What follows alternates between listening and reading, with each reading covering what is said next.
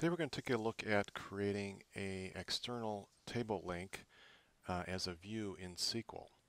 Now the important thing to remember here is you can't create that view directly in SQL Enterprise Manager, because when you then go to take a ZAR file, Cherwell doesn't know where that exists and it will not bring it with you. So if you create this view in your SQL Server in prod, in Enterprise Manager, try to take a ZAR, push it to dev, everything will come over except that view. So if you have something like an external table link for a lookup or a supporting object that is using that view, suddenly that will be broken because that view does not exist when you move the ZAR over. Now Cherwell can move that ZAR for you, but you need to create that view from within the admin tool. So let's take a look at that. I've got my admin tool open here. I'm going to create a new blueprint. Then I'm going to go up to Managers, Database Server Objects. And if we use this method, then Cherwell is aware of that view, and when it comes time to make a ZAR file, it will take that structure with it. So let me click on the green plus sign here to create a new view, and I'm just going to call this Test View.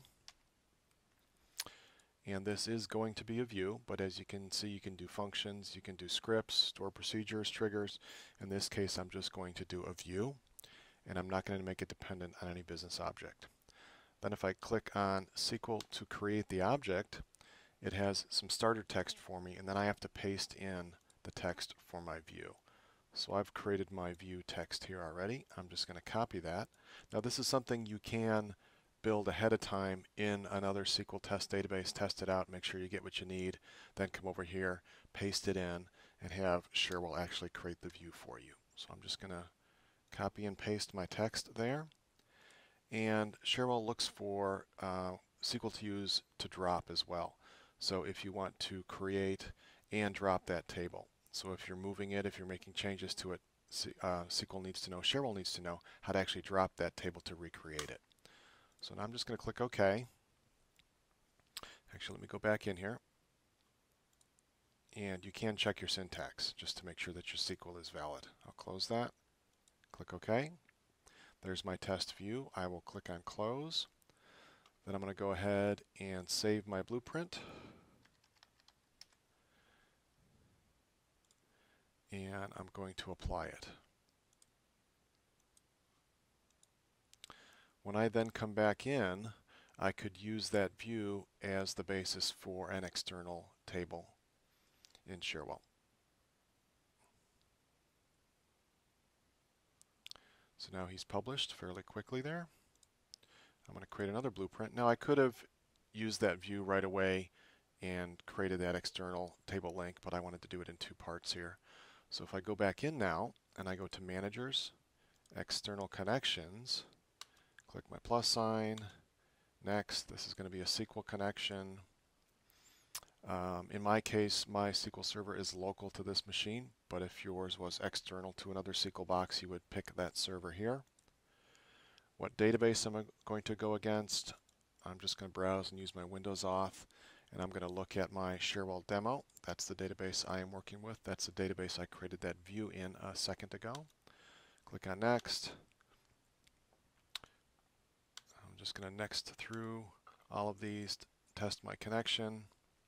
And now I've got that external link, so I could use that link then to create an external table. So let me just click on Lookup. I'm going to do a new external business object. And this wizard then is going to point me to that external connection I just looked at. Now I've got two choices here. I can either import that data, or I can do a link to the data. So the data still lives over in that location. So this will depend on your business need. In my case, I'm going to say link to the data. I'll click Next. Now I've only got the one external connection. That's the one I just created. So he's going to look at that Cherwell demo database. And then when I click Next, if I scroll down, I should have a table called Team Manager.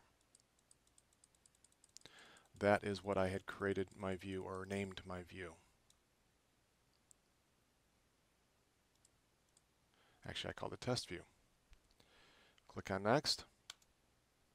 This is going to be a lookup. Next.